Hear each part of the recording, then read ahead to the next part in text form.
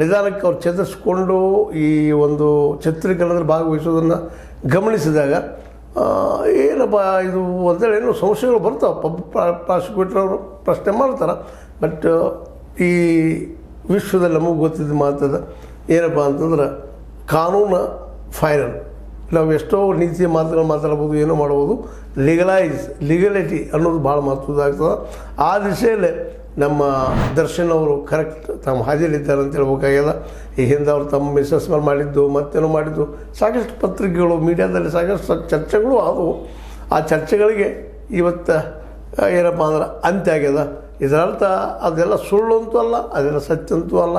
ಆದರೆ ಇವತ್ತು ದರ್ಶನ್ ಅವರು ಒಂದು ರೀತಿಯಿಂದ ತಮ್ಮ ಹೀರೋಯಿಸಮ್ ಮತ್ತೊಮ್ಮೆ ಜನರ ಮುಂದೆ ಇಡ್ತಾ ಜನರ ಸಮಸ್ಯೆಗಳಿಗೆ ಸ್ಪಂದಿಸುವಂಥ ಚಿತ್ರಗಳನ್ನು ಮಾಡುವಂಥ ದಿಶೆಯಲ್ಲಿ ಮುಂದುವರಿತಾ ಇದ್ದಾರೆ ಅಂತ ಅನ್ಬೇಕಾಗ್ಯದ.